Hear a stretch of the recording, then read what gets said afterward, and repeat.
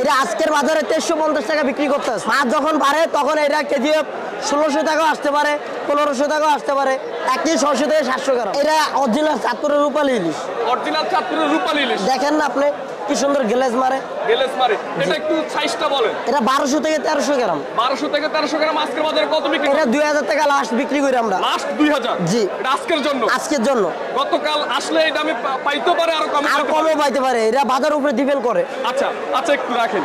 আর এখানেও আমরা আরেকটা সাইজের ইলিশ দেখতেছি, এগুলা কোথাকার ইলিশ? এইটাও আমাদের অরিজিনাল চাঁদপুরের ইলিশ। সব চাঁদপুরেরই? চাঁদপুরের। এটা 1 কেজি থেকে 1100 গ্রাম। 1 কেজি থেকে 1100 গ্রাম আজকের বাজারে কত বিক্রি করে? 1850 টাকা ফিক্সড। 1850 টাকা? 50 টাকা। জি। 1 কেজি থেকে 1100 গ্রাম। অনেক দাম তো ভাই, মাছ নাই তো। আবার অরিজিনাল রূপালী ইলিশ।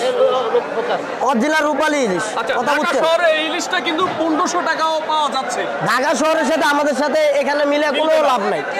এখানের মাছের গ্লেজ দেখেন আপনি কি সুন্দর ঝকঝক করতেছে। মানে মাছে এখনো লালা থাকে? জি। এই যে লালা, মানে এখনো লালা থাকে, এখনো টাইট? জি। মানে বরফ দেওয়া লাগে না? লাগে না। বিকেল বেলা মানে সকালে কেনার পর যদি বিক্রি না হয় বিকেল বেলা বরফ দেন? সন্ধ্যার সময় আমরা যা বরফ দিই। আচ্ছা, তার আগ পর্যন্ত বরফ দেই না আমরা। এখন আজকের বাজারে লাস্ট কত হলে বিক্রি করবেন? 1850 টাকা ফিক্সড। দর্শক, আমরা ওনাদের যে ভিজিটিং কার্ডটা শো করে দিব, এই নাম্বারে যোগাযোগ করে কিন্তু আপনারা চাঁদপুর ঘাট থেকে ইলিশ নিতে পারবেন।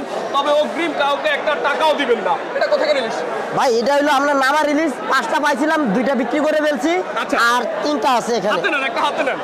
এটা হাতিয়া বলে আর কি নাকি? জি জি। নামা মানে হাতিয়া? হাতিয়ার বলে, হাতিয়ার সন্দ্বীপের মাছ। আচ্ছা, এটা আজকের বাজারে রেট কত? মাত্র 1520 টাকা। ওয়েট কেমন হবে? এটা 1100 থেকে 1200 গ্রাম। দর্শক, আমরা ওনাদের যে ভিজিটিং কার্ডটা শো করে দিচ্ছি, এই নাম্বারে যোগাযোগ করে আপনারা ইলিশ নেবেন।